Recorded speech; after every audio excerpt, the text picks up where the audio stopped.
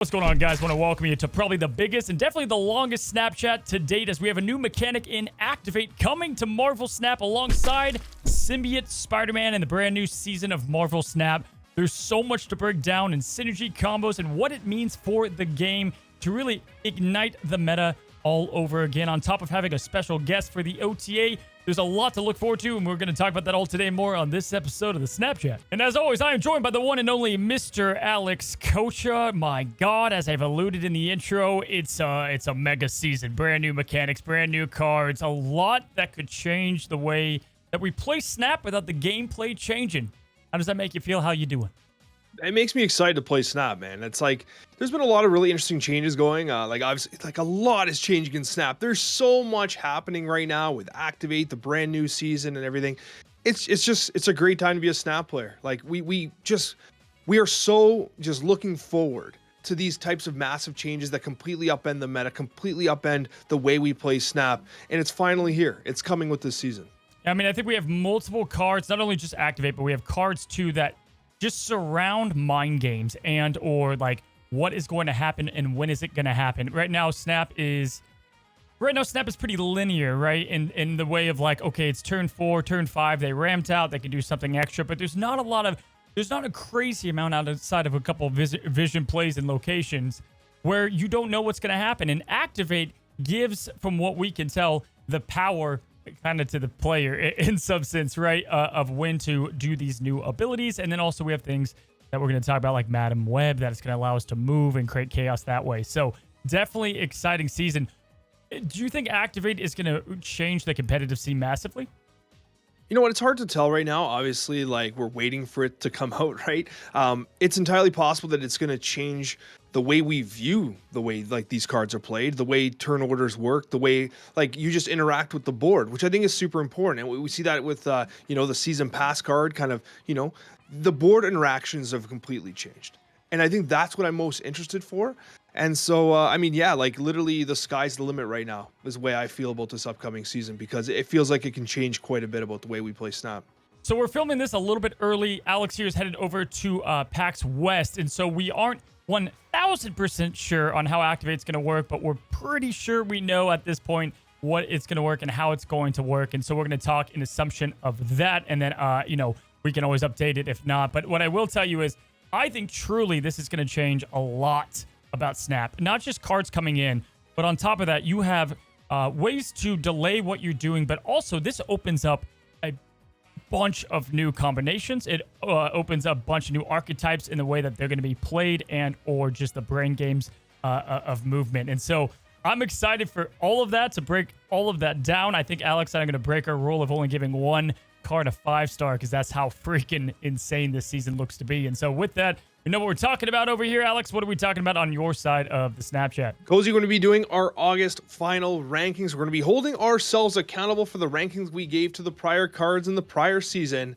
And hey, it's a great discussion of where things are looking and where they're going. We're then going to be talking about competitive Marvel Snap and whether or not we can see some changes in the way that tournaments should be structured and the way that should be handled. Maybe we do some open qualifiers. Maybe we change the competitive scene a little bit. We're going to be discussing that. And then, of course, our Snapchat mailbag. Now, pardon the interruption, guys. If you've been watching the channel for a while, you know I'm a major NFL fan, and today's video is in fact sponsored by NFL 2K Playmakers. And right off the bat, guys, my favorite thing about the game after playing a good amount of it is your NFL knowledge truly shines as you predict games, and your cards are going to evolve based on the performance of your favorite players. The better your predictions, the stronger your team will become. And here, it's all about creating your perfect team. And with an easy auto update system, it's really easy to add plays, equipment, and of course players to your roster to help move forward towards the ultimate goal, of course, of winning the Lombardi Trophy and the Super Bowl.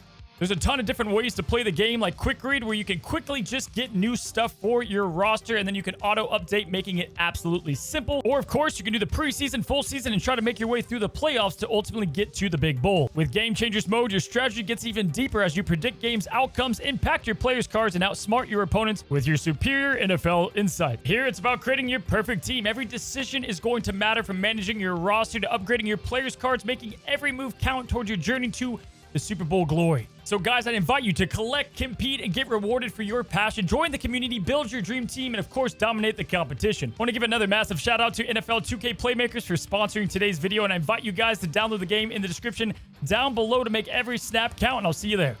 Let's get to it. Let's start with the season pass card as always, and this one being one of the more unique ones to hit the game, as we have a 4/6 Symbiote Spider-Man, and he is going to have the new ability of Activate, where you will merge your lowest cost card here with this. Copy its text like it just revealed. And so we've got ourselves not only a new mechanic, but a very unique ability coming alongside it. And we have our hands full, man, with our first conversation here of Symbiote Spider-Man. What are your thoughts? My thoughts are right off the top, like incredibly complex text. I find it very interesting that it reads, copy its text like it just revealed. Like, it's funny how it has to clarify it like it just revealed instead of just like re-reveal or kind of do it again. I don't know, man. It's kind of the wording is very interesting. But I do think that, first of all, this card, as beyond being our first activate card, is going to synergize with a couple of the spotlights that are coming up as well. And it's just exciting. Like, we have this like Hulkbuster style effect while also having like this mini Odin style effect at a 4/6 body, which seems pretty fair. I mean, if you think about what Absorbing Man does, what Grandmaster does, those effects can be extremely powerful. And it wouldn't surprise me if Symbiote Spider-Man finds itself on in a couple very tight strategies. Well, so it's funny, right? First of all, what's crazy about this is you've got kind of like what I want to say with Copycat. You have this card that has like 5 things going for it, just like Copycat. Copycat can steal, information gathering, all that stuff, cheat energy, good value. With Symbiote, it is a 4/6, and again, all these stat lines, this is before the video has released. They've been kind of releasing those later and later, so we have to film before it comes out. I'm assuming they just all got touched up in the last patch. This is probably how they're going to stay. But with this, you've got a card that has a targeting ability, right? So it's not random. If this was kind of like a Hulkbuster in the sense of like you put it on, you just kind of hope it's going to hit your card, it would fall kind of flat. You know it's going to hit the lowest cost card. We're going to talk about it today, but I think half the time you're going to just play this on top of just one other card to get that to do its one thing like crazy. And then, yeah, you're merging, so you're adding power. We know that's going to be really synergistic with a lot of cards. And then you're re-revealing. And you have the agency in your hands. Now, from our thoughts, we think that if you're going to hit an activate button, that means that it's going to happen the turn after you played. And so the thing that is going, it's a powerful effect here. It does give you agency, but effectively, it's only able to be used on turn 5 and 6. Most likely, I don't think the activate's going to happen turn up. Yeah, of course, unless, you're coping with Zabu or, Psylocke. And it's notable that Zabu is in an upcoming Spotlight cache, so it's going to be interesting to see what happens there. I do like the way that works, and, I was thinking about, okay, so when I was kind of evaluating Symbiote Spider-Man, I was thinking to myself, what are the kind of synergies that are most likely to be the design philosophy around it? When you look at this entire season, obviously moves a core component to that. And I saw Doctor Strange here. And the reason why I bring up Doctor Strange is because I feel like with this activate effect where you merge with Doctor Strange, reactivate his ability to pull the most powerful card over, I think that could provide move with a new opportunity to, move. And what's notable about this as well is that, okay, I've been doing a lot of move for, first of all, preparation of this season, but secondly, because no one in my alliance wants to play move, so I feel like I'm doing a community service by taking all those bounties out of the bounty board. One of the major challenges for move is that it takes up lots of space. Space becomes a factor, especially if you're using multiple man, Phoenix Force, anything along those lines. And so Symbiote Spider-Man merging with Doctor Strange or merging with a specific, card that you want to activate on is going to free up one slot. And one slot's important because we know how detrimental a Green Goblin or an Acid Arrow is. That one slot matters, and I think it matters for move. Yeah, there's a lot to unpack with all this. I'm excited. Before we do some more synergies, let me just hear, what do you think in star rating? What do you got this guy at? I'm leaning 4 stars on him. I doubt that he's going to be less than that because it's a very powerful effect. The body stat line gives me some pause, but there's a merge. There's a merge capabilities, right? So it's just kind of deceptively powerful from there. But yeah, I can't see it being lower than 4 stars. I'm willing, guys, to eat my shorts if I'm wrong about a lot of these cards. This will be the episode of episodes of me just being excited about some of these cards. I don't see how most of these are going to be bad, so you're going to see higher ratings than most. It's hard not to give this guy a very good ranking, the 4, the 4.5, the 5-star, because of just his universal ability, being able to be played in so many decks with On Reveal. We're talking even things like Silver Surfer, whatever it might be. So you've got instant synergy. You have powerful synergy with Activate. cards coming out this season. And this is the first true... We know this card's going to be good. They statted it at a 4.6. It's the season pass card. It's hard not to give this a damn near perfect rating right off the bat, in my opinion. But I'll give it about a 4.5, just because I'm going to go crazy for some other ones. But with the overall plug-and-play ability here, I definitely think it's going to be well worth a season pass outside of all the stuff that you usually get. So I wanted to break it down a couple of ways, Alex, because for me, I looked at it with the merge capability of power, but then also the reactivate, right? So if we're just looking at the merge ability, starting there, that alone excites me because we have cards that have a long way to need this. We're going to see this a lot when we go through the cards this season, but cards that have needed a way to get more power because they've been lackluster. Let's face it, the Black Panthers of the world, right? This is a really cool Black Panther card. You can't activate 6s unless you ramp them out. It's mainly going to be 4 or 5s or lower.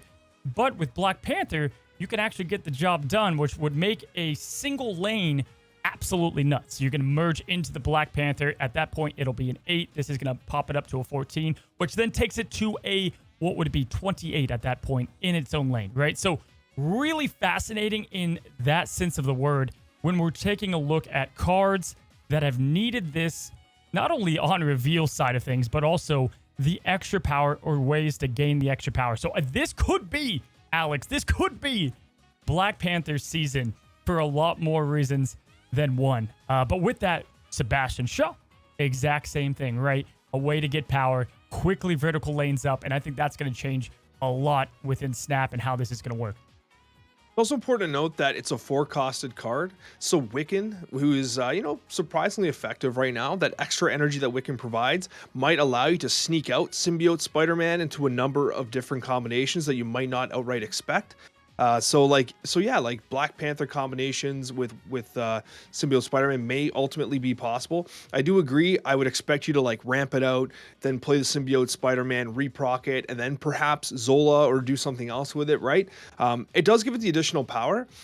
It's interesting to think though, with Black Panther in particular, sometimes I felt like he can get pretty big. He just doesn't get big vertically. If you're able to Zola the Black Panther, he's already huge, but he doesn't really win it by himself right off the top because he just goes to 8 power unless you've done the additional work. So Symbiote Spider-Man does a lot for him in a single lane. Yeah, so what was tough is again, trying to assume how this is going to work. The way that I kept playing this out in my mind is you essentially, without magic, you can't do anything with this Black Panther after it's played. So if you think about it, you play Symbiote on 4.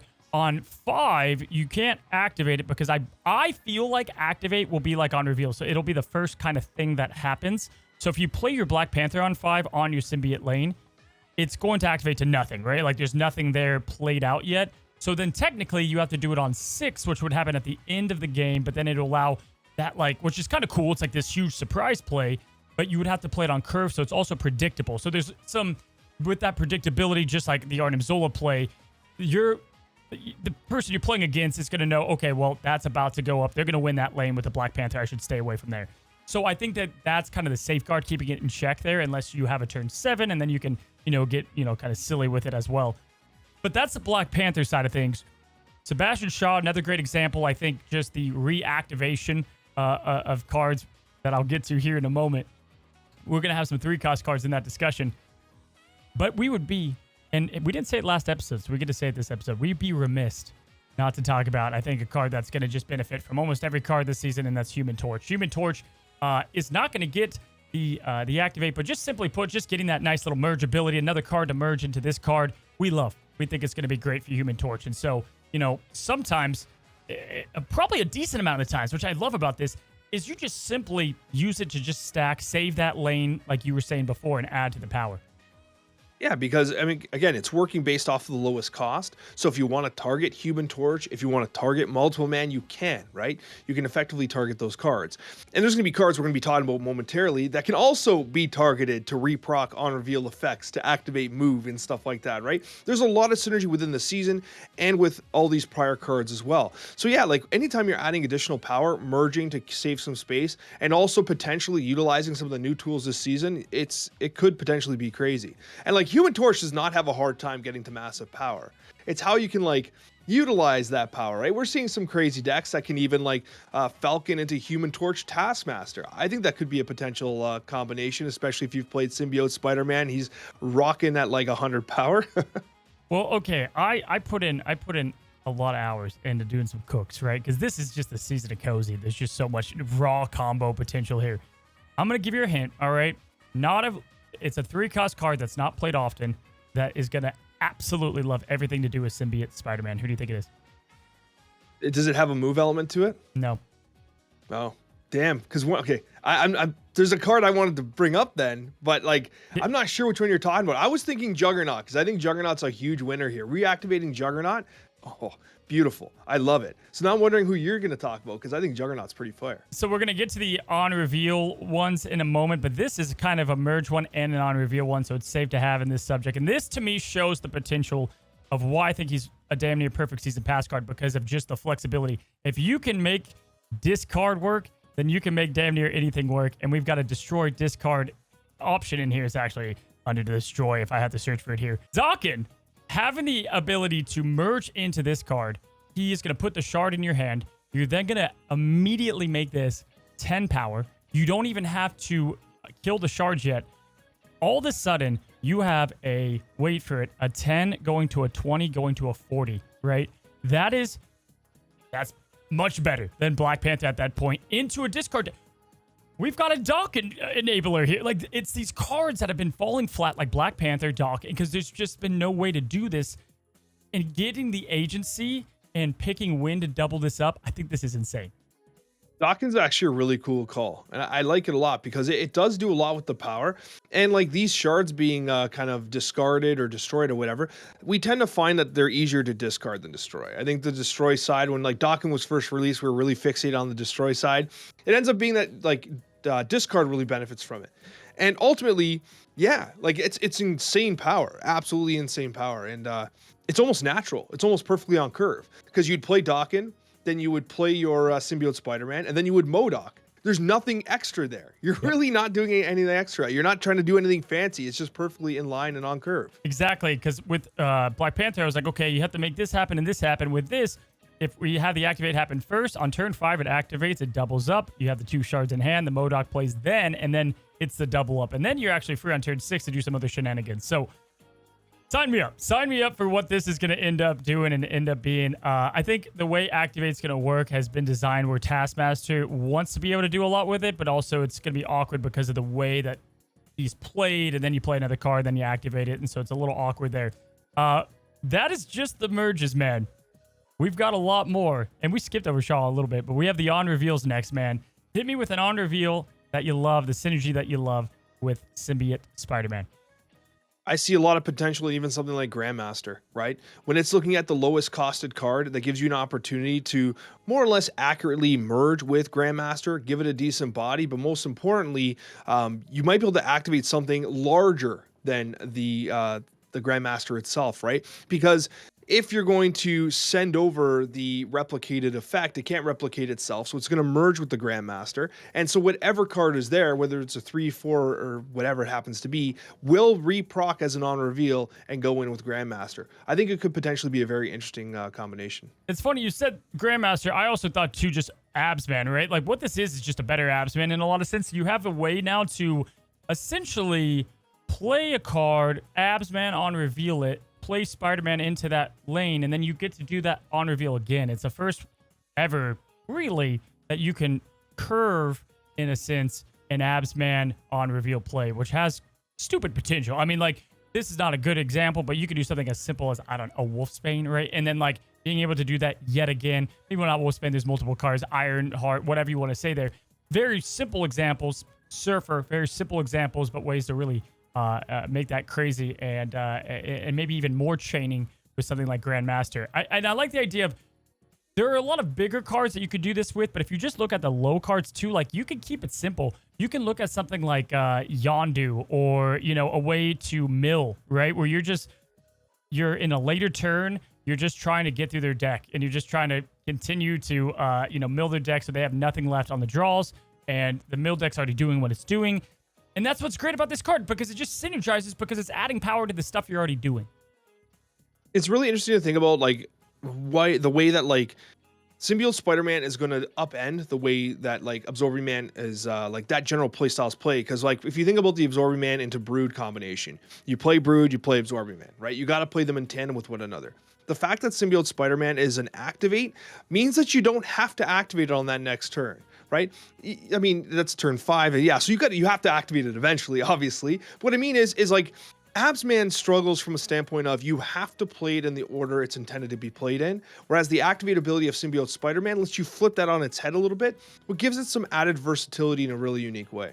And probably like one of my favorite on reveal stuff you can do, synergy you can do with them, is going to be in tandem with some other cards we're going to talk about. So I will leave it there. Scarlet Spider is one we'll talk about that makes clones of itself. That's designed for this card, if you will. And so, you know, I always thought when I reviewed the spotlights and I did the video on that, I think it's cool that you have a couple move weeks and you have a couple independent weeks, right? And all of these are working with the Season Pass card. And you guys are going to see that as we continue to go through these. Let's talk about some insane plays, right? Wave ramp out has been big lately, especially. And if we're talking about probably one of the coolest potential synergies is you've got a wave on 3, and then you have something as cool and as simple as just a wave into Doctor Doom, right? So wave, Doctor Doom, you get that out there, you put Symbiote out there, and then now you can do double Doom bots. This one's an 11, so you have a little bit of space still, and you're able to have like a Kamar Taj kind of thing going on, right? Which you're going to have to wait for that. But wave stocks are going to go up because of this, because it's going to be the cleanest way, right? You know, there's other ramp cards too, but the cleanest way to get this job done, Alex. But hold on here. Am I cooking too much, or am I cooking? You wave, you Galactus, you whiff, you miss. This is Galactus's full comeback. This is his full glory. A 6-11 that reactivates in the lane. I think it could work. I had this thought, right? And if it works the way I think it will, Galactus would have whiffed, so it's sitting there, right? Like, they caught you on it, they played the card, and then you're going to play Symbiote Spider-Man on top of Galactus because it has to activate. So now they're staring at it, and they're thinking, okay, it doesn't just re-proc, right? It won't work that way. It has to merge first, which it'll merge and then re-proc the on-reveal. What's interesting here is that they're going to be forced to, like, respect the fact that Galactus is going to go to 11 power and then re-proc its effect. So it has like this like bait of like, hey, you got to play here or everything's going to go kaboom. You're going to kneel unless you play here. And I think that's pretty neat. I think it's cool that it adds a new tech to Galactus. I just played hours of Galactus when Hulkling came out. And the one thing I found out is if you whiff that play, there's decks that are designed to have like Ultron and other things, but it's so over, man. It's so rough. This now forces your opponent to respect that you could have top deck or have the Symbiote Spider-Man, and then you're going to have yourself a chance. And it's fair because they have to play it, then you have to activate it. So it gives them a chance to kind of like also catch up to it. Like if they see the Symbiote go down, you have to activate it still. So that's their chance, right? To like, I better. But you don't even have to activate it. Like, so then they're drawing attention from other lanes. Like it's adding this kind of new element, which I think is needed for a very straightforward, big bad deck of Galactus. We've talked about it. Discard. We've talked Surfer. We have Galactus. Like, there's so many here. We're not even close to being done, man. Hit me with another on reveal that you like. I was thinking a lot about Destroy and how, like, Destroy could utilize the power effectively. I'm not quite done yet, but I was working on, like, this type of line where, like, if you play Nimrod, right, and you play Nimrod on top of a Venom lane, and then you play Symbiote Spider-Man and you activate on top of Venom, right? It'll actually merge. It'll eat the Nimrod. Nimrod will split over. And that's an activate ability. And so therefore you've not utilized energy for that turn. So that you can then use like Deathlock or Carnage or whatever to send these Nimrods everywhere. I'm not quite sure how those lines are going to play out because I want to get Shuri in there too, but it's an early thought I had about how I could potentially use it in Destroy. You're right with Destroy in the fact of even though it's the lowest card there's a lot of ways to manipulate to make this go crazy with Nimrod by activating it on turn 5 to activate on turn 6 or whatever. And you've got the Nimrod out there.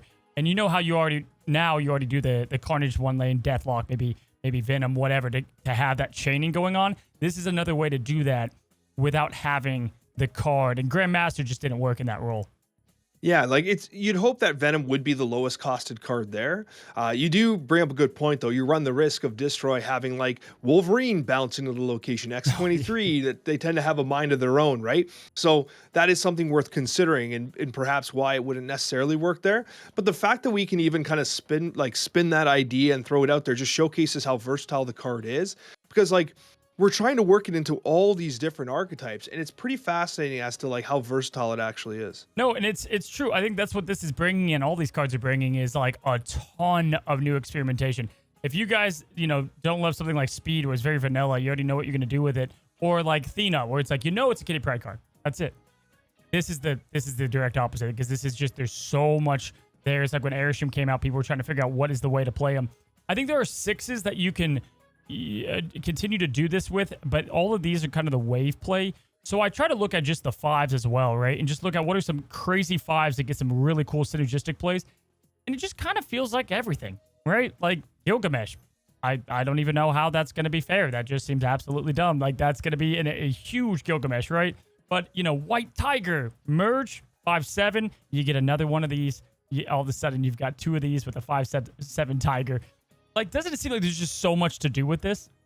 Yeah, it definitely does. And like it's not just the fact that you're repeating the on reveal, you're also adding the power in too, right? And so that's where it can kind of get really fascinating from that standpoint. Lastly, I would say for the 6 cost cards that I looked at here, or just other cards in general, ones that I liked off the rip, Alex, that I was looking at the research. Obviously, Odin you can do stuff with, but for me, I feel like Spectrum's really cool. You got to figure out how to make this pop off work. But it reminds me of Surfer, where you would never want to play these cards before. It didn't really work with Grandmaster, but that's because they would move the card in the middle, and then you had there's just so much working against you with that card, and you had to play it. Whereas this, you can like Spectrum out kind of early, or build in magics into these decks, and you're getting like these double pop-offs now. And Spectrum, not all the time, but sometimes it's played in their own lane anyway. So like, I just think there's a lot of cool things to do with like the potential of these decks that rely on these on reveal, kind of crazy pop-offs, if you will, later within the game. 3 costs. Super low cost. Sage. Probably going to be pretty stupid too. Yeah, because obviously it's going to merge and then it'll be like it'll create additional space. I don't think it won't reveal off its own self, obviously, right? It's going to merge, then it'll do the reveal, so you do lose 1 slot there.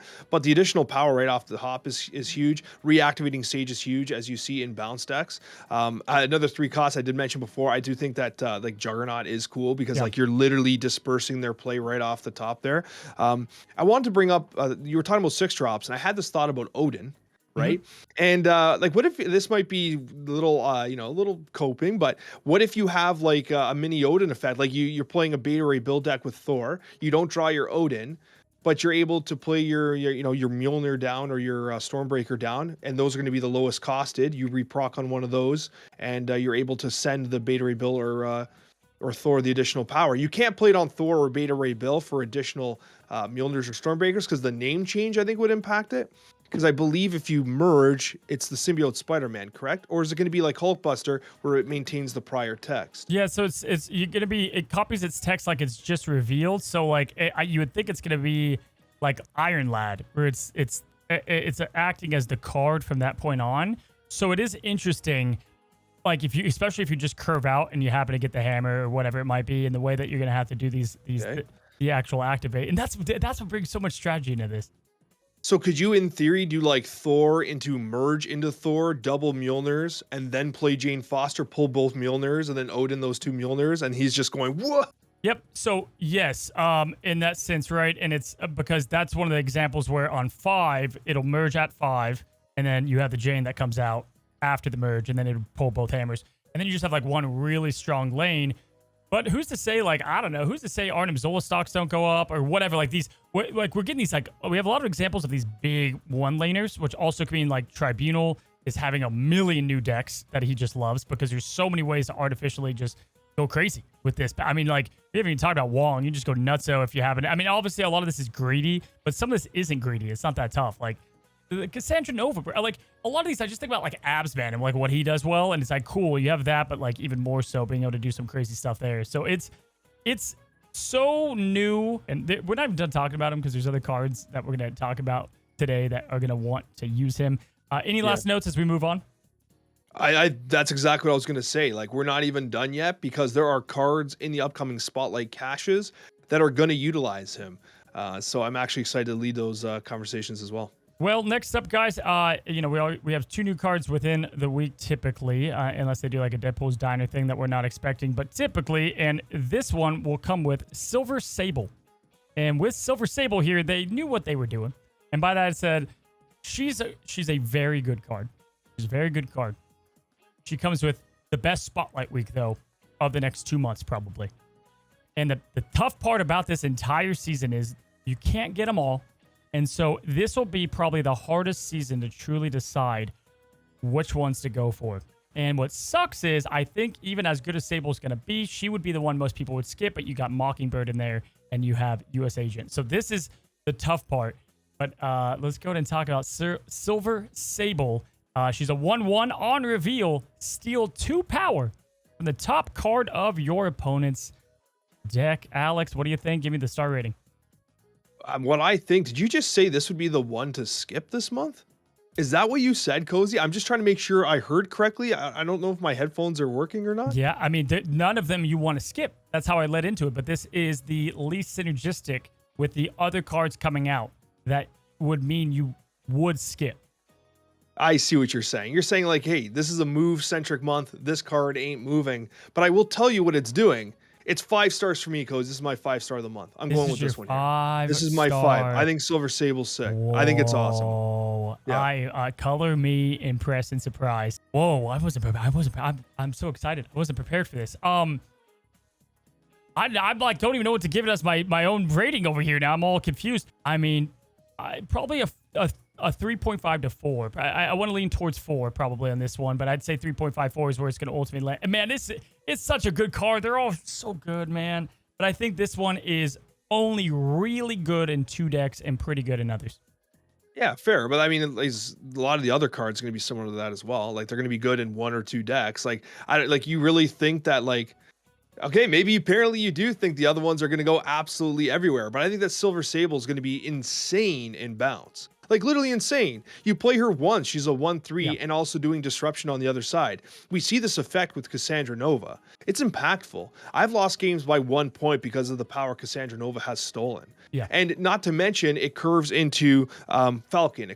Then you can play, Beast. You can there's all these things you can do. The whole move not the whole move package, sorry. The whole bounce package wants it. And I think this is a revival for the Werewolf by Night style bounce. Because you're just doing so much damage to their deck and generating so much general power. I think it's an incredible bounce card. Well, it's a 1/3, technically 1/5 if they end up playing that card, but then when you bounce it back, you Falcon it back, which this being a 1-drop is why it's so good. If it was a 2-drop, it would significant, like a 2/3 would be way worse for a number of reasons. 1 is the perfect number for this card, and it is going to be, this is the Nebula that came out, where it's like this card that you can just put in as such a great 1-drop that works within these decks very well. Bounce being, yes, the clear-cut, obvious, synergistic choice. Because with Bounce, you can manipulate this card to, again, not only get up to its own power range of ridiculous degree, but at the same time, you are just, man, you're making your opponent hate their life just severely. And, man, I mean, talk about you can put this in, like, mill decks where you're just kind of messing up their deck anyway. Like, this has a lot of potential in that style of play. No, I do think that you could see it in I had this kind of pen and paper idea of okay, how can Black Swan be used in these types of decks and stuff like that? Because Black Swan's a type of card that you can get really high power 1-drops and use them in tandem. That's pretty cool. But I don't know if that'll actually ultimately do anything. But Ajax is a surprising card with a surprising amount of power. It's proven to it's been a B to A tier card, kind of on that cusp. It's put up good power for sure. And I feel like Silver Sable with Cassandra Nova into Ajax and kind of leaning away from the hazmat style of play could be something legit. Because if you're playing this as early as turn 1 and you start bouncing it, every single card they draw is being negatively impacted. Every single card they play has stolen power. And not just 1, but 2 stolen power. So you do it once, or it's a 1/3, which is the baseline for a Blade. You do it twice, it's a 1/5, which is a Titania or a Martyr or a Hydration Robert, right? Like the power scales incredibly fast. It's crazy good power scale, and I think the thing that people don't understand too is like one drops on one, and that's kind of how our brains work. Is always nice and what to do, and that works here with this card. But where I love the one drops, and where like something like Nebula doesn't always work, is like it's turned 4, and I only have a 3 drop and a 1 drop, and you're able to just curve her in, and she's having that impact no matter what. Like she's having that impact on everything outside of turn 6, and even turn 6 she's a 1/3 at the at the lowest degree, right? So there's just a lot of cool things to do with her in that sense. This is cool. The other deck that I had that synergized with this, and most notably, is this is the first card that can work in C3 that's a 1 drop. This is a C3, and C3 is I still think it's the best Cerebro deck, and it's the one that has the least coping around it. You have a lot of tech cards in there. You have a lot of things. This is going to be a 1 drop that finally works in C3, and I'm telling you, I know players that are pumped about it. Are you telling me you've never coped so hard in C3 that you've played Cosmo and then you play Blade on top of Cosmo and you're like, hell yeah, we're doing it, King? The old days, yeah, like the 0 in a Cosmo. There's so many threes that you can. It's the one synergistic one, and she doesn't like ruin anything. Like that's what I love about her. She just like flows into the decks, and that's why I think she is deserving of such a high tier ranking. Like if this is the worst card of the month, as to even say that is ridiculous, but if it is true, you have like your default is you're having the best spotlight cash too. Like it's so freaking crazy here, and man, I'm excited. I would say if you don't have a ton of caches though, actually I'll put this question on you. If you don't have a lot of caches, you don't have Mockingbird, and you have, let's say, 5. So you can start opening up a couple weeks of good cards, and you get Mockingbird on your first pull. Do you stop there? Ooh, that's a hard one. Because Mockingbird is without question one of the best cards in Marvel Snap, even post-nerf. Do you stop there? U.S. Agent's not a bad consolation prize. Obviously extremely niche, doesn't see a lot of play, but surprisingly good after its buff that it received. Damn it, man. That's an impossible question. I think Silver Sable's definitely worth getting. I think it will be. Is it going to be a little niche in bounce? I think so. Like, it's not going to have incredible universal appeal. But it would be... I can see this being in a very high-powered bounce deck that's running like a 57% win rate. Okay.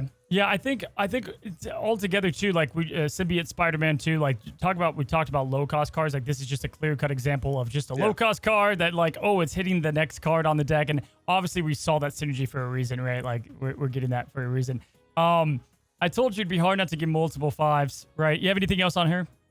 No, that's good for me. I just think that I was surprised you were a little lower than me, but I think obviously that well, first of all, I'm a 5, so you have to be lower unless we're going absolutely crazy here. But like you are right. It's kind of like we're really blessed this month. Like hopefully you've been saving caches because we've a lot to take. We pretty much everything in August we would talk about how we think it can be used, but we almost ended every single one with like, but save your caches. Like it always ended with that.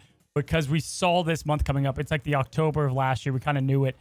Alex, we're going to move on to my clear-cut 5-star card. And I will eat my shorts live on camera if this is not a good card. Madam Web, I think, might be and will be one of the best cards in all of Marvel Snap. And I'm going to look like a damn fool if it's not. And I'm okay with that. I feel that confident that this card is so good and so crazy that this is the must-have card of the month. This is one of the cards that I've been really wrestling with. A lot of people are just like, I'm all in on Madam Web, 5-star, 100%, like a lot of confidence with it. And I'm looking at this, like, bear in mind, Cozy and I have not had the opportunity to see the reveal trailer, which for this particular card, I think is important because how this ongoing is going to work. Can you target the card you want to move? Can you target the location? There's all these question marks I have because if you can target the card and target the location, it's an easy 5-star. You're assuming, but like we've been surprised in the past. It's easy 5 stars if it does that. The mechanics already exist though. We had that with Thanos' Space Stone. This is just Thanos' original Space Stone. That's as easy as it, but every turn. There you go. Then it's awesome. It's one of the best cards in the game. Like everyone is so obsessed about the move thing, and we're going to talk about a bunch of move synergy. I cannot wait. Who cares, man? Remove all the move. Like, let's say you hate move. Who cares? I don't care. This is still one of the best cards in the game. How many times have we talked about, and how many guys have you guys heard? Nocturne, Jeff, these are the best cards. Why are they good, Alex? Because of the guesstimation, guessing where cards are going to go. Every single turn, your card is a vision, essentially. Every single turn, you have the options to change your lane or change your opinion. This is erasing all the combo synergy. Change your mind, move locations, move to Sanctum Sanctorum, move to hard to reach locations. Every single turn, Angela, you can build that up and move it. You're able to, now there's only a few turns, you got 4 turns that you can do this with, right? So it's not, you know, unless you're magic, you can go crazier than that. So we can't go crazy there. However, that's banana. I mean, that's absolute bananas. I think this is going to be ridiculous. I know we're getting a little meta here, but it's also worth noting it got nerfed by 2 power. It was a 2-3 in the prior mines, and now it's a 2-1. And so that would probably indicate to me that they were testing it. They're like, yo, this is cracked, and we might have to tone it down a little bit. What did you have as her original rating outside of, we skipped that, outside of the 5-star was your Sable. So was she 4 or was she lower than that? She's my 4. Okay. And I've kind of climbed on her, and I'm making assumptions based on the ability to target. If this card cannot target or reliably choose as to what it moves, which I'm assuming it can, I think the rating goes down. But if it can, it's definitely a 4, because even like you brought it up, Angela, Hope Summers, like you can play into this thing and just move stuff out. You have a Sanctorum, you can play, move things in. It's like the Vision, the Jeffs. It's exactly what you're saying. It's like a new take on the Silky Smooth archetype without the silk. Like, remove all the move aspects, and it's still one of the best cards in the game. Like, when you were like, what card could possibly... Like, this is, to me, like, I just think this thing... I mean, the thing keeping it in check is they made it ongoing on purpose. At first, I was like, wait, then I can Mystique and go really stupid. However, they want you to be able to have it Rogued or Enchantress. Maybe that's going to buff up those stocks a little bit. To me, it would say move a random card each turn, move a random card to a random location. We have cards like that in the game. We have locations like that in the game. So for me, because of the way it's worded, it's the Space Stone all over again. That's the way I look at it. Now, the only knock against it is on curve, it's stupid good. Not on curve, a little bit later, it loses a bit of its punch. But again, it's still such a good card to confuse your opponent, to change your lanes. I think this single-handedly makes competitive Snap different.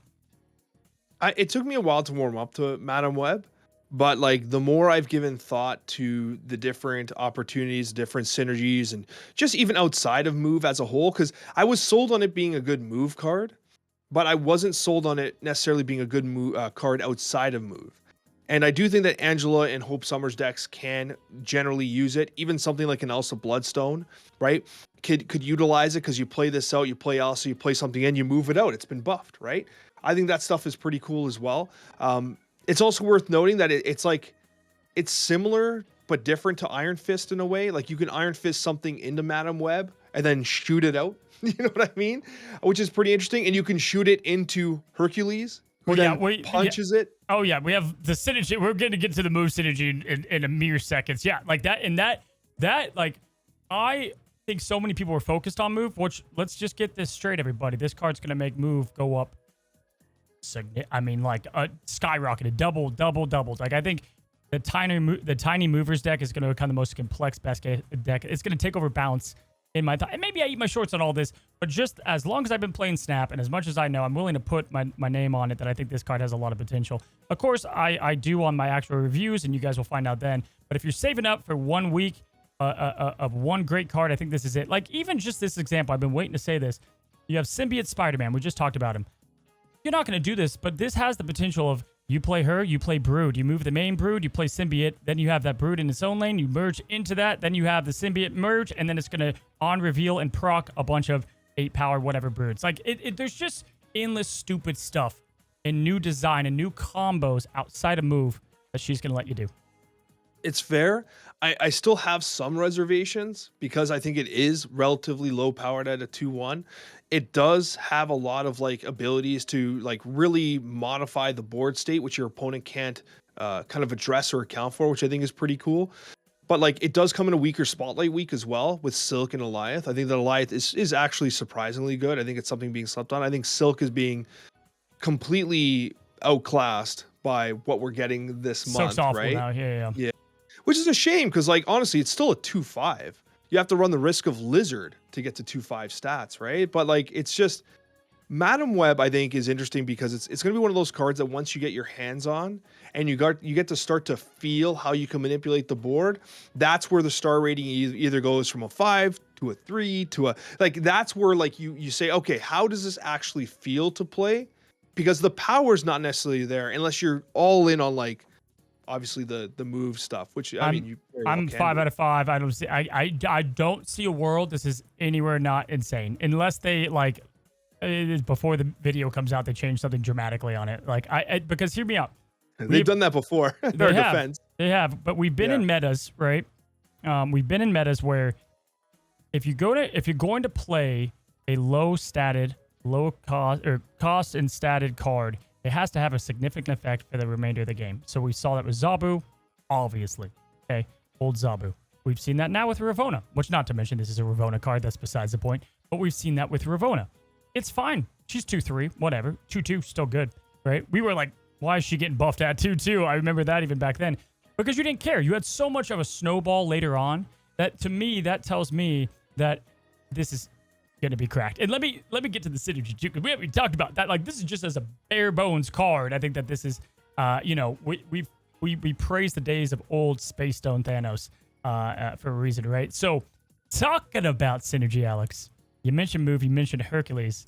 I think that's a fun place to start.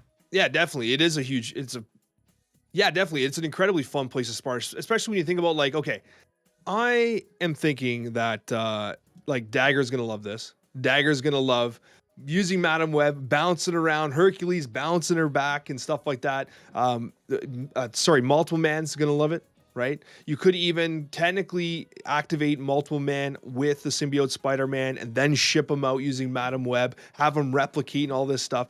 There is like nearly endless combinations with a card like Madam Web because it literally just moves whatever you want. I don't think I could be wrong, and I don't know if Dagger stays this way. I see there's no way. I don't see how there's a way that she scales up so fast. Have you played against these tiny mover decks?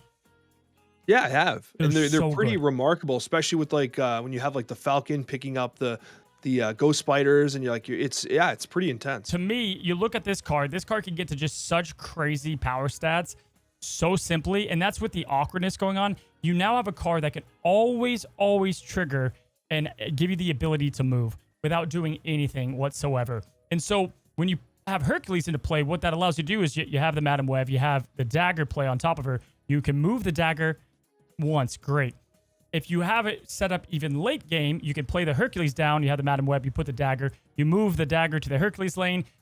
Better for Dagger because there's more cards on the board, and then you go crazy with it, right? Or you play the Beast Bounce, and then you go crazy with it and take your Dagger back. I think that the Tiny Movers deck with Madam Web could be one of the scariest decks that are going to enter the game, and it all starts with Dagger, and also it has cards like the Human Torch that just go ballistic. But, never mind just those cards, bro. I think that another card that I just don't know if it's going to last, Vulture can get to just silly degrees with Madam as well. Yeah, and the key thing about Madam Web as well is that like it resets the board state for move in a sense, because like we all know about you Heimdall left. But like to some degree, it's like you often have to play right, and it's hard to pull things to the right often. You only have a couple cards that really do that. And so no, Madam Web, if you're in a situation where Vulture gets pushed all the way to the left, you can reset it, do little combinations with it. It's pretty neat how you're able to utilize that space, which it's going to be a factor. And that's why I was talking about Symbiote Spider-Man. Kind of that merge effect is important for move. Junk is still prevalent. Junk's going to be popular, and move hates junk. And so having something to kind of like occupy or kind of deal with the space restrictions, I think is going to be important for move. And at the same time, it's like, yeah, the Daggers of the world, the Human Torches, the Vultures, the verticality of their power is insane. To the point that like you could easily get a Human Torch to like 60 something power. Oh, Dagger, Human Torch. Yeah, they're gonna get stupid power. I don't know, like if some cook is gonna come up with a way you move Dagger enough times and then you bounce it back and then you play Dagger for 1 in Taskmaster, and then you get like 260 lanes or what. Like, there's gonna be so much to cook with Madam, right? I think the ideal play line will be you want Madam Web right side, far right lane. You want Hercules far left lane. And then what that allows you to do is at the last turn of the game, you Heimdall, and Heimdall gets a huge bump up this season.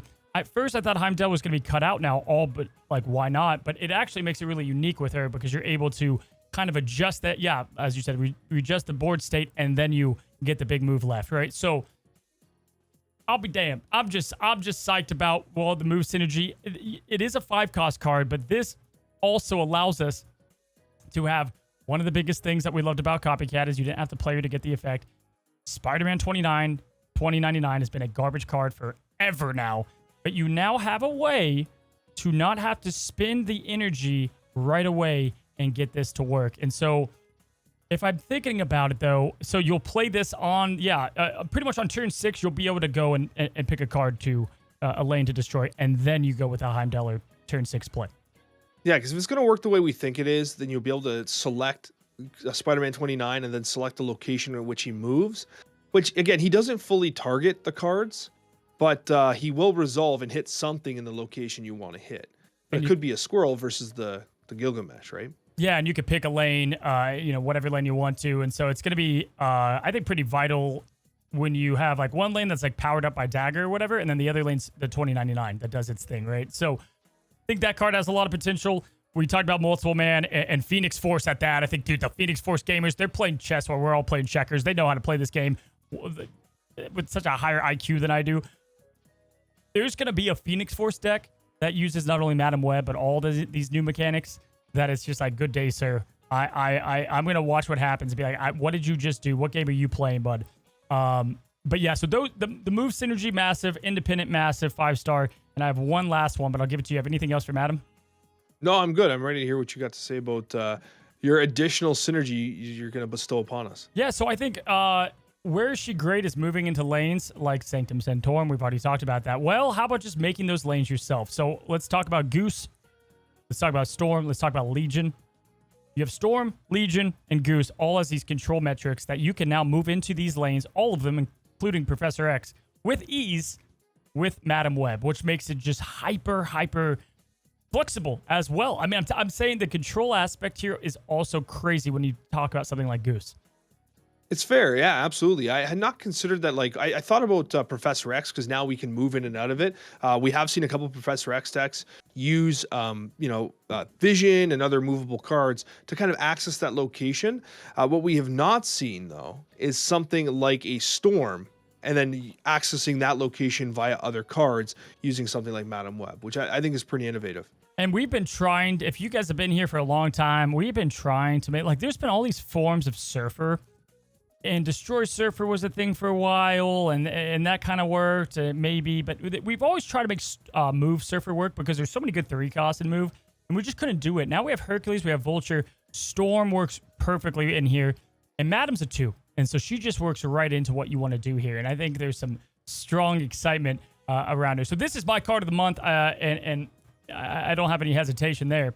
Again, guys, we said this would be a long one, so buckle up. And that's because we have a new mechanic. There's so much to dive into here, Alex. Let's move on. Let's go for Madam Web because she's going to have her own week. We'll hype her up even more so that week. The next card coming out is Araña. And Araña recently got updated to be a 1/1. And it has an activate ability. Once again, give the next card you play +2 power and move it to the right. Before we jump into her, what is your star rating here? I think this is a 4-star card. I like it a lot. I do, especially at 1 cost. It seemed like a Forge at 2 cost. That was a little more awkward to play, but still decent. And then here at 1 cost, the thing I see right off the top is immediate synergy with Multiple Man. I think this is an attempt to make Multiple Man significantly stronger than it was before. We are seeing a lot of like obviously movement-based additions in this month. I think this is a big one, honestly, and don't underestimate what an activate at a 1 cost can do as well. Yeah, this would be my second. This would be Symbiote is hard to rank within all these because he's his own thing. But this is my second favorite card this month. I think this is 4.5, 4.75, whatever you guys. If we can only do 1.5, because once again it's a 1-drop, right? And this is why I compare it all to Sable and why I said she's probably the most skippable. Is because like these do work anywhere. Like get your head out of the move thought process. If activate works the way we think, as we keep saying, to give yourself the agency to activate this card at any time and move into lanes or, have your opponent have to guess what's going on there.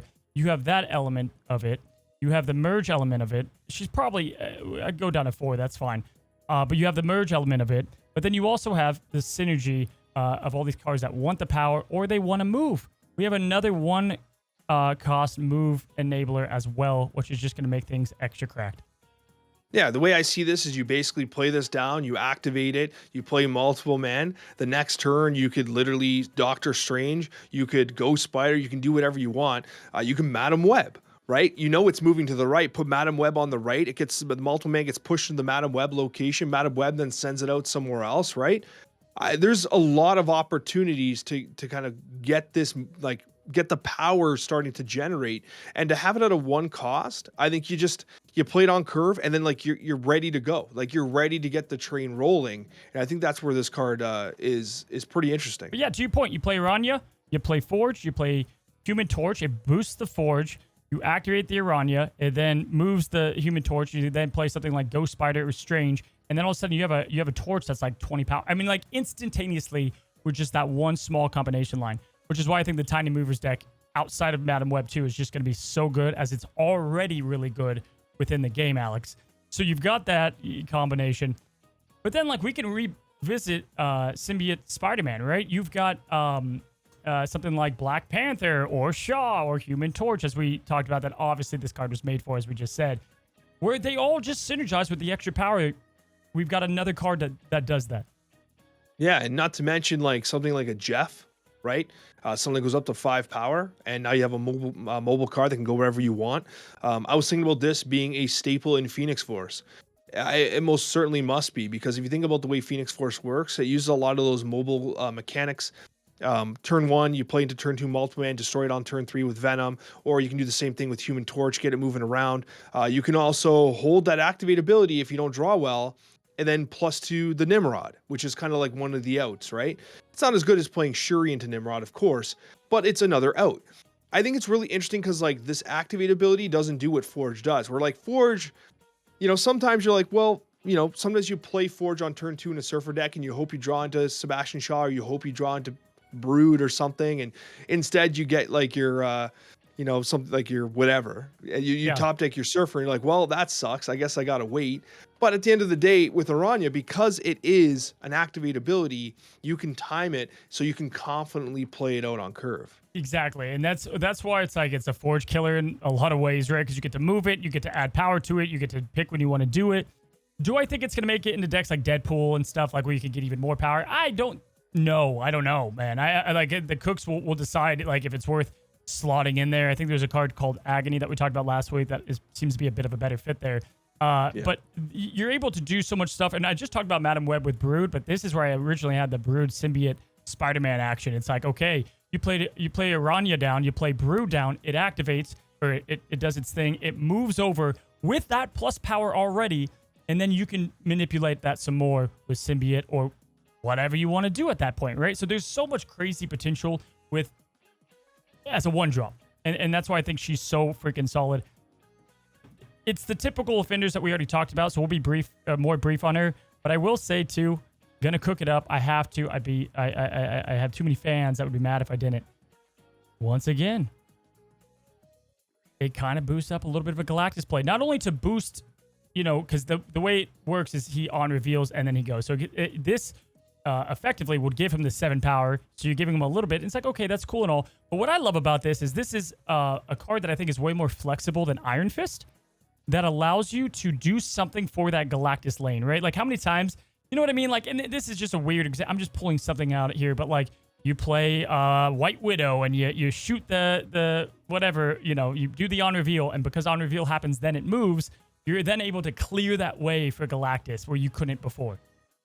Yeah, I was able to do a lot of funny stuff with like the grappling hook from Kate Bishop, which gives you a lot of like the mobility to do a lot of fancy stuff. Some of my favorite stuff was like playing grappling hook into Fist Tower, sending the acid arrow, and then it swinging over and getting a -4 on their side and stuff. Yeah. So I think the mobility side of things is pretty cool. And listen, yeah, maybe you're huffing a little bit of hopium with the Galactus stuff. It's like the 6th time you've brought him up today. But you know what? Honestly, though, like these are cheeky plays. And if Galactus is going to succeed anywhere, it's with these cheeky plays where suddenly someone can't anticipate the additional power that Galactus is putting up. I got someone Hulkling Galactus to me. I couldn't. I couldn't prepare for that. Just like it's unlikely I'll prepare for this too. I just like that it's a 1 that it can be activated, so you could keep it on the board. Obviously, Killmonger exists, guys, so like she could die at any point if you don't activate her, so you do have that. We don't know if you activate it and then Killmonger happens, if it's going to stay like on reveal. These are assumptions, but also Elsa Bloodstone. You can fill location, move it over. Like there's a lot of there's just simple stuff to do with her that's just going to work out great. Scarlet Spider, which I think everybody's going to get just because it's badass. It's the Scarlet Spider. Everybody loves Scarlet Spider. 4/5. It's a 4-cost 5-power card. Activate. Add an exact clone of this to another location. Alex, hit me with the star rating on our last card here. So again, for me, this is another 4-star. I think it's very good. And the thing is here is like when you activate and add a clone to another location, first of all, is it targeted? Like we don't know that yet. It could very well be if like, Madam Web is doing the targeting and stuff like that. If it is, I think it's phenomenal. But I think that we have a lot of opportunities to buff cards. And right off the top, you just don't do anything to it. It's a 4/10 in 2 locations. That's kind of interesting, right? Use so much as Nakia or Okoye it, which, is kind of funny. Fastos it, right? What if Cozy? What if you drop Shuri and then you play Scarlet Spider? You activate it and you replicate that across the board? That's basically what, 20 power? It's pretty legit, man. I think this is a legit card, honestly. This card, man, it screams like fun. It screams that everyone's gonna, get it. I think has way more potential than something like Hulkling to like pop off crazy with the right draws. I think there's some really unique decks to just make this thing go crazy because you're not getting just 1 lane, you're getting 2 lanes. Right off the top of that, you got Nova, America Chavez, Forge, Okoye, Hulkbuster, Ironheart, Shuri, Gwenpool. All of those can boost this up quite easy. Gwenpool probably being one of the most appetizing, right, of Gwen on 4 or ramp out Gwen, and then you get this out there. Or the most obvious, Symbiote Spider-Man doing its thing and having this thing work out too. If you can only activate once, it's like, are you able to activate, make a clone, symbiote, and then it's copy its text like it just revealed, so then you get another activate that you can, is that the thing it's trying to do here? We're going to have to find out, man, but this has some awesome potential of our first, 2-lane decks. Yeah, so, the reason why I'm so excited about this card in particular is I already kind of know the deck I kind of want to run it with, and I think part of the hint is the fact that Scar is in the Spotlight Cache with it. Scar White Widow, by the way, are the Spotlight Cache companions, which are good. If you play this on 4, and then turn 5 Nomura, it's at 10 power. Yep. And then you activate and Scar's cheaper, right? So the way that plays out, I think could be really interesting. And I think that Nomura is a very straightforward, play Scarlet Spider in 1 lane, play your Jeff or whatever in another, you play your Nomura, and then you're able to then activate the card, spread that power across, and it's on curve, and it's beautiful. So glad you said it. I have Nomura all the way up at Symbiote Spider-Man was going to be one of my closers here because that's it exactly. I think Symbiote is a great Nomura card, and that also works with this, right? So, double Nomura procs. We talked about 5s being very unique on the way that it works. Having him web over to the other lanes, working like that. I think he's I didn't get my rating. I think, about a 4. I think he can be clunky. We're going to have to see how we can perfect the deck. However, if you play him in C5, you then just have a card that's 2 cards, in 2 lanes. And so I like him in C5 a ton. You know what's crazy about this month, and it goes back to what you said before, how it's cracked. I would almost want to do a ranking. Do you want to go 1 through 5 here, or I don't know, man. No, we can for sure. My last closing note here, just on this guy. There's so much to say. Sandman, another great deck. You play Sandman out. This is going to be able to go into 2 different lanes. Huge. That's insane. There's clickbait thumbnails. Best month ever. This truly might be the best month because of what it's going to bring, bro. Think about Madam, think about this card, think about Symbiote. There's so much happening here. It's going to be chaos. I think the meta is going to reset pretty heavy. Yeah, it's a really strong month, right? And I do kind of wish that the spotlights themselves were a little stronger here and there. Silver Sable spotlight's absolutely insane, I think, with the Mockingbird and stuff. But clearly, the amount of power output from these new cards is massive, right? And they did already get, looks like 1 little nerf pass prior to the release. It's not even fair calling them nerfs because you're talking about data mines or they got changed, but that illustrated to me that hey, these cards were actually kind of cracked. These cards were legitimately powerful. When Araña went from a 2 to a 1, and that was a buff in my opinion almost. But then the Madam, and then the Madam happened. So let's rank them from top to bottom, and it's going to be a tough one here before we go into the last OTA recap with our special guest of today. Who do you have as there's 5 cards, correct? Yep. Who do you have at number 5? So this is crazy. Number 5, they're all crazy. They're all good. I would almost put Madam Web there, but I don't think I can. But I almost want to.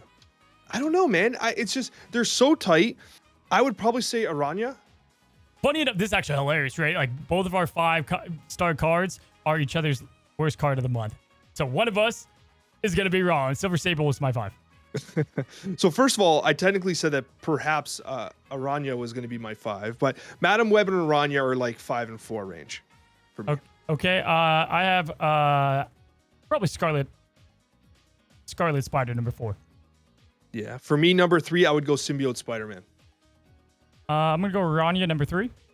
Okay, that's fair. I actually really like Araña. I might put Symbiote Spider-Man 4, Araña 3, but that's a conversation for another day. Number 2, I would go Scarlet Spider. I'm gonna go Symbiote Spider-Man at number 2, and then number 1's Madam.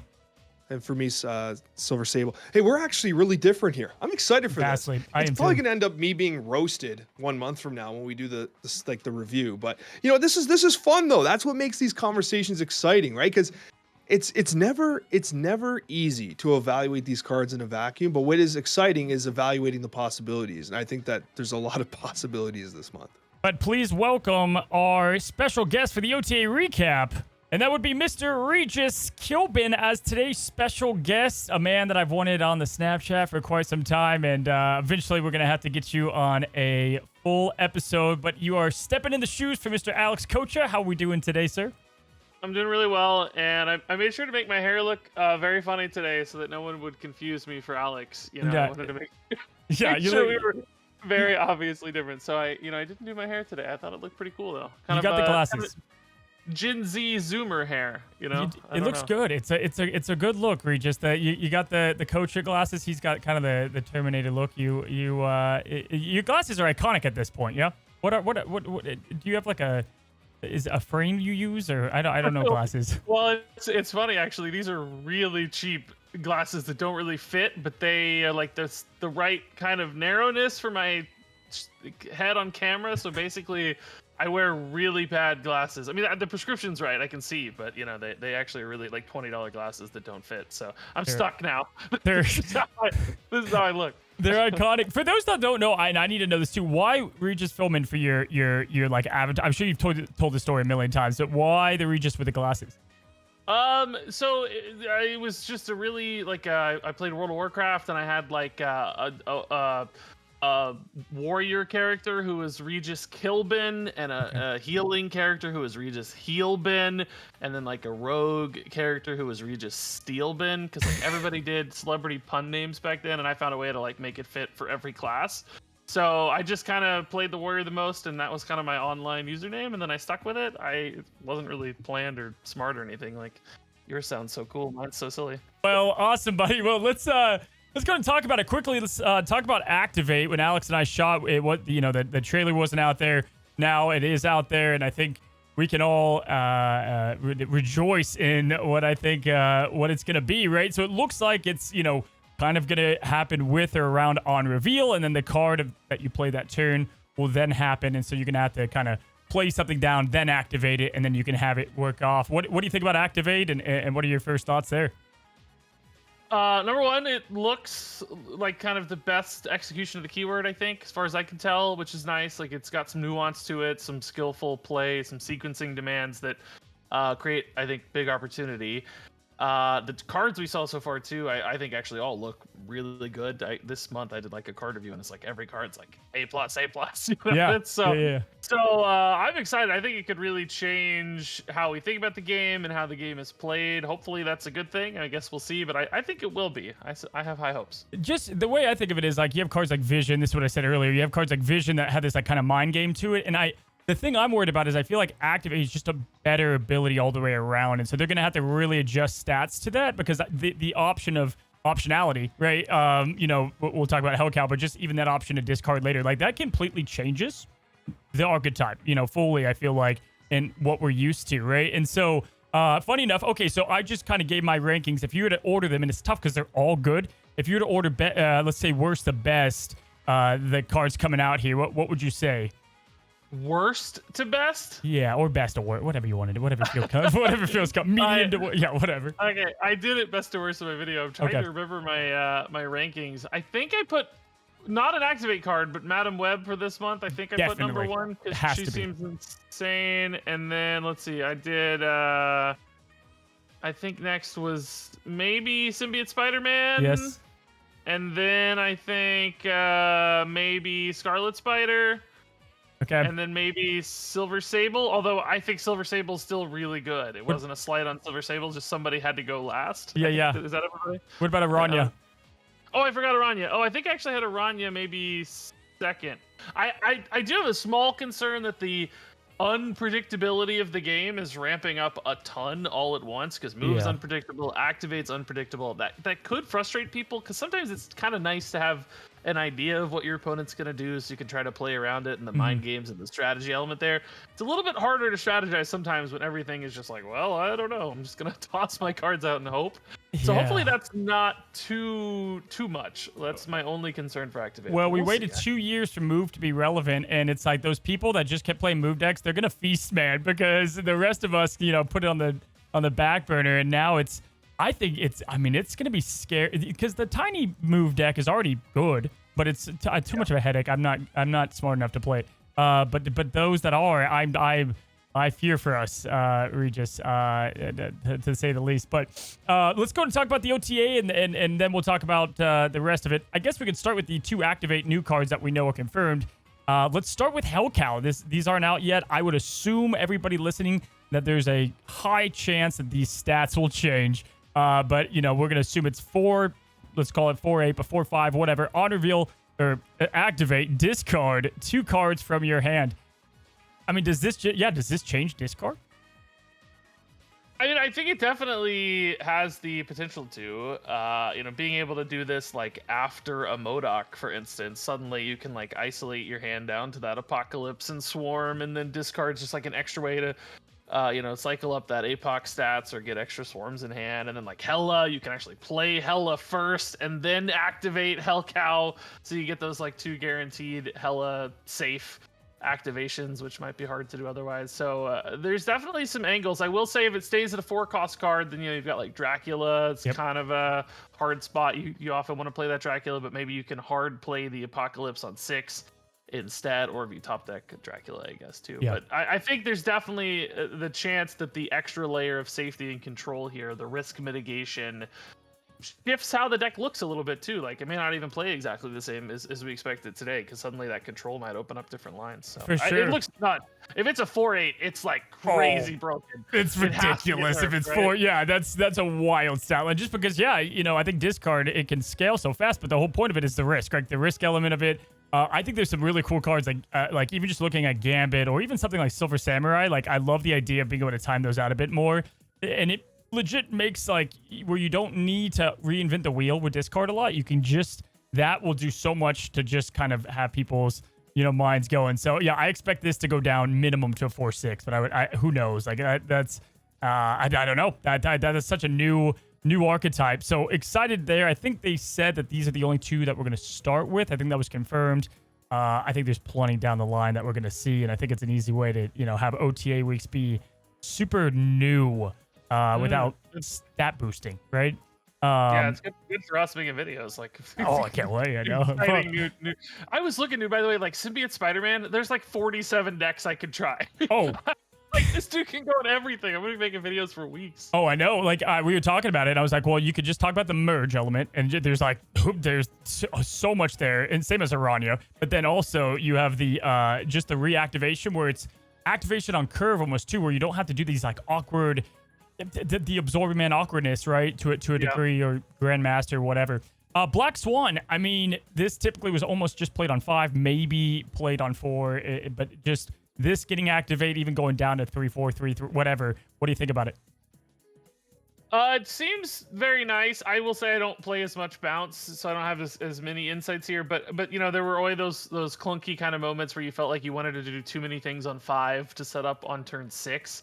So just being able to preemptively load this up earlier in the game at no downside thanks to the activation seems like it'll be a huge benefit. If nothing else, small brain players like me will be able to play the deck a lot easier because we won't have to like line up all our turns 3 turns in advance and stuff. Just slam it and know that it's going to be there later. That seems pretty nice. For sure. I mean, it makes the whole Sasquatch, Hidden Monkey, Mysterio, Malkinbird, that whole deck just all that much better. And cool synergy with things like, I don't know, Gwynpool that, can build up your one cost. Like, it's just the way that you can play her out on curve, not worry about it now. And I like that you have to wait a turn, though, to activate it. So there's also that kind of clunkiness. Easier with this type of an ability, but when it comes to like Symbiote, you really have to be thinking kind of ahead, on a little bit of what you want to do. But yeah, both these fun new cards to start out.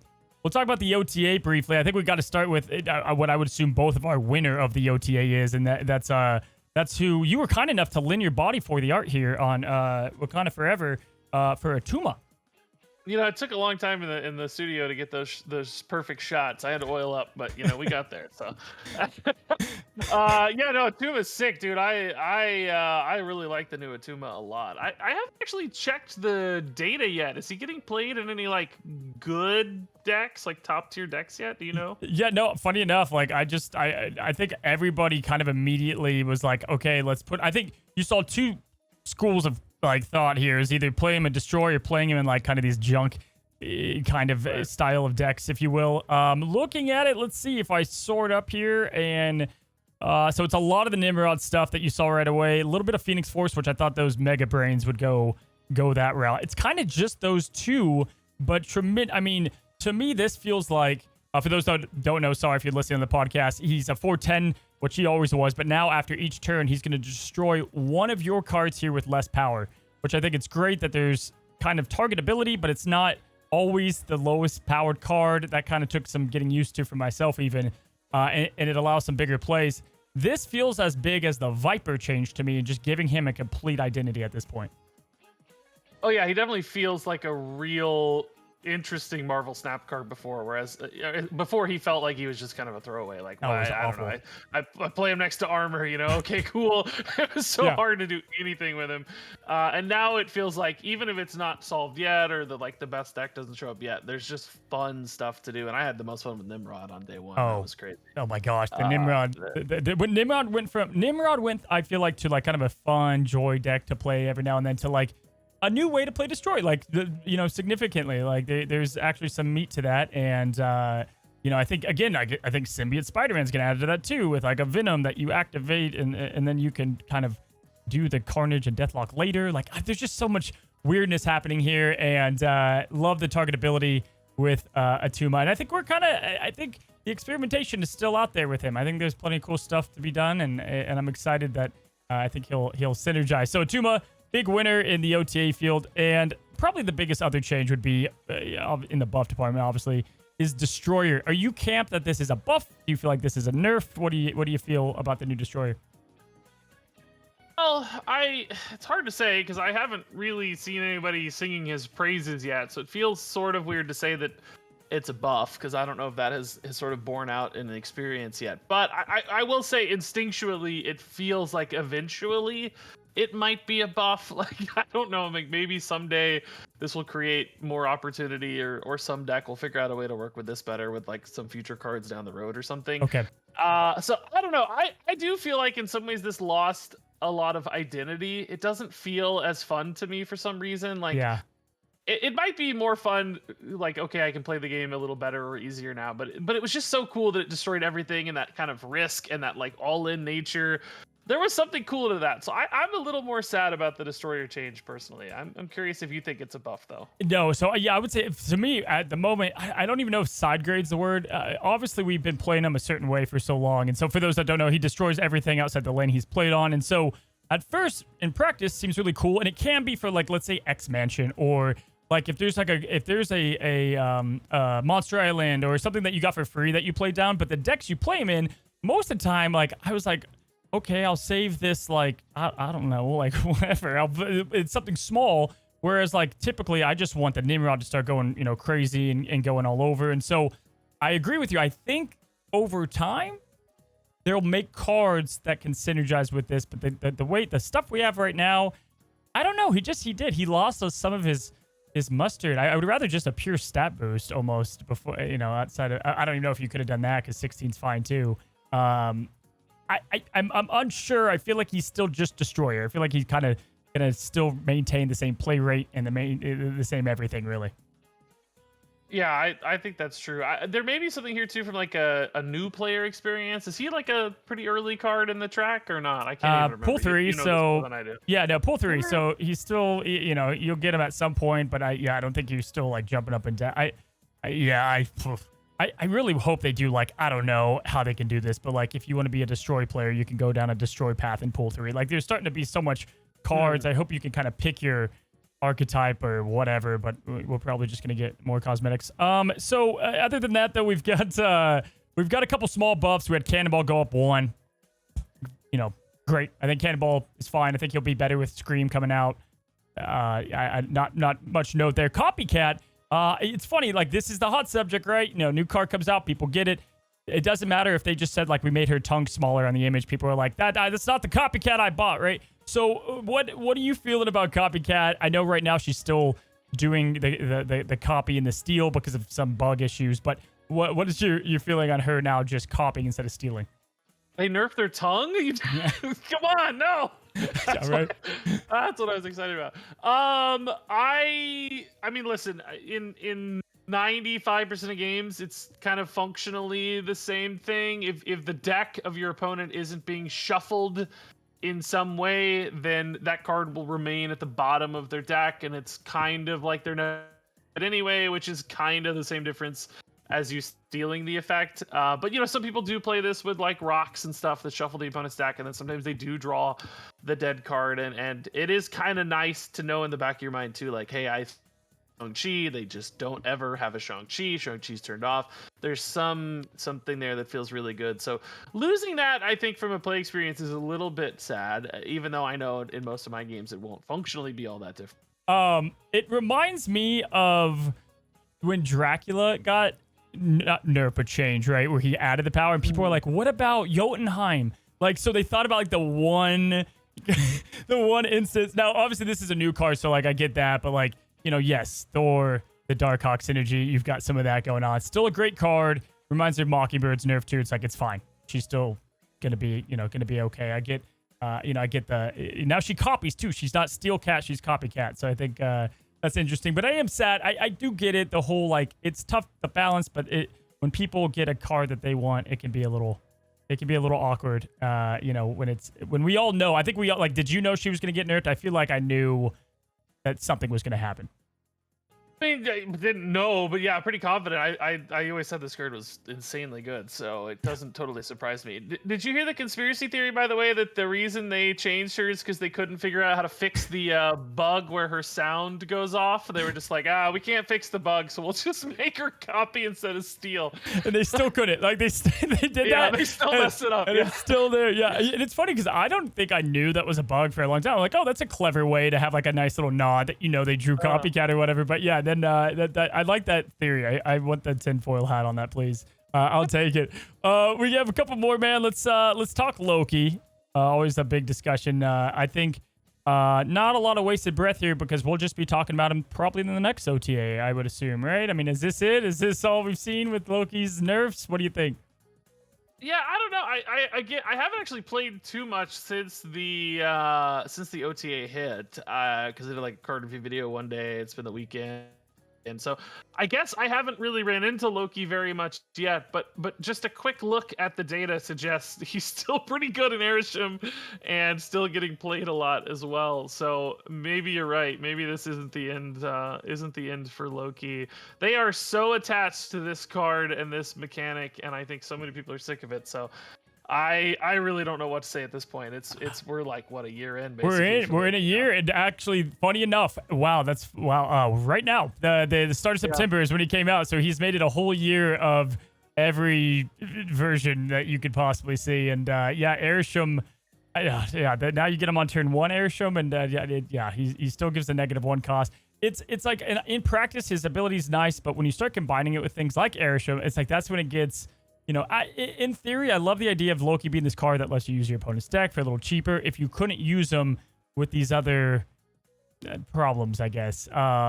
but yeah, I'm expecting to see Loki down the line, no question. What about? I think it's funny. I think a lot of people were getting they were really mad about the Taskmaster change, which obviously on theory it's like, what? No one was really playing this card. But to me, it kind of just screamed. It wasn't the Mr. Negative. It screamed Dagger, who I'm surprised honestly lasted this OTA. But Dagger and Human Torch with the upcoming season is what this screamed to me. Yeah, I wonder if there's something too with like Symbiote Spider-Man, maybe like, you know, some kind of weirdness with Black Panther or something. You know, I don't know what, you know, could be anything, but yeah, I don't necessarily mind them, you know, obviously adjusting it if that's going to be a problem. Clearly, we don't want these broken things to happen. I kind of wish they'd waited. I mean, maybe it was literally going to be this week though with Symbiote Spider-Man, so they didn't have time or something, right?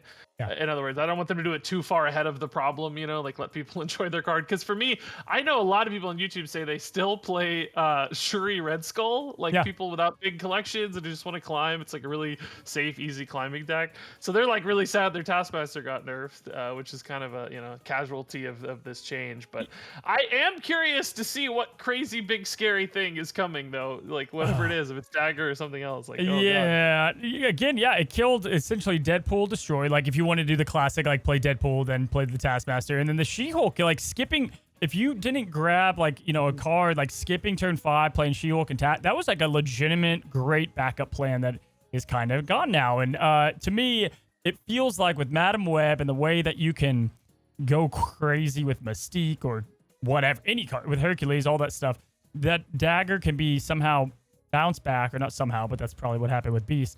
And if you play that Dagger, it's like, I don't know, 100, I don't know. Well, again, I think to your point, Symbiote Spider-Man is going to really bring, you know, they've had testing with him for a while, so I'm sure they've broken the games in more ways than one. And if they can break the game, you know, millions of players can even more so, I think.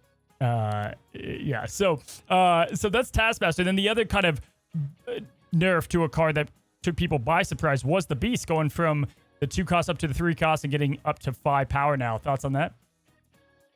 Yeah, again, I don't play a ton of bounce, but I always felt like a higher cost Beast was very clunky. Like I didn't really care about the stats. I wanted the efficiency and the, you know, the kind of easy to weave it into turns. So I haven't thought about like per turn consequences of this and how clunky it gets, like to play it on turn 5 or whatever. But I imagine it's not as easy. Now that said, also there's another data mined card coming out. I think Toxin, that's like a month and a half, 2 months away basically at this stage. That does kind of what the old Beast did, and now it's gonna look like it's 2 cost. It doesn't have discounts, has like stat scaling, but maybe there was something there with Toxin too they wanted to get ahead of, or maybe this was like really scary good with like move bounce, Dagger and Iron Fist and all that stuff, getting bounced too affordably. Maybe there was something there. So I just don't play this enough to get any insights beyond that. It was early because Araña doesn't come out for what, I think a couple weeks. So at this point you have like, it would have made sense in the Araña week to me, because that I think is opening up some kind of crazy stuff happening. And yeah, and people say, well, they had this before and Beast was still good, but that Beast could do had no handicap on the cost reduction. So like you could have a 1 go down to 0 or whatever the whole time. Rather than just the next turn. So this is definitely, Beast is another card that if you look at the grand scheme of things, has been through a lot of adjustments throughout his life. But so kind of a weird OTA, kind of a different one. I believe, is it this Tuesday? We have a patch tomorrow? Technically not tomorrow, but tomorrow is when this airs. You are asking the wrong guy. I don't keep idea, track. They don't tell me anything, and I don't keep track of anything, so I have no idea. we just know nothing all the time, and people I think assume we do. We are pretty left clueless. I am the least plugged in person in Marvel Snap. No one tells me anything. I don't talk to anybody from the Marvel Snap team. I am absolutely out of the loop always. I always thought you were the guy, but I think you're out of the loop too. Yeah, so no, I'm not. We're both just talking to each other. That's like that's the most in the loop that I'm in there. But so interesting OTA. We got some, definitely I think a really cracked month in cards and just like not generic like, oh, put this in a destroy deck, but some really cool theory crafting. And so if you guys want to go and check out all the crazy builds and more importantly thumbnails that Regis is going to put together, I'll go ahead and put his description down below, and comment if you want Regis to be a full guest here on a full episode of the Snapchat, if I could be so lucky. Yeah, drop that down below. Regis, I'll let you close with this. Pick one card that you think needs to be changed the most, or you are hoping is changed. It's silly to say Loki. That's fair. I mean, dream come true. Wish granted, probably. I want Leech to go back to his old version and get Activate. Oh, yes, please, right? Yeah, go in and, okay, there's comments that were like, we want Regis. They just, like, deleted the comment just now. They're like, never mind. We're good on that take. Yeah, what about Morph? You play Morph, but you can change him anytime. Oh, you know, yeah, that'd be cool. Moon Girl might be kind of fun. Sometimes Moon Girl, if she was like cheaper, but you had to activate. Sometimes the hand's like too awkward and big, but if you could like play stuff out, that'd be fun. That would be wild. Yeah, for sure. I'm excited to see it. Well, buddy, thanks for coming in, guys. Thanks for listening to the Snapshot today on the long episode. And until the next one, guys, happy snapping.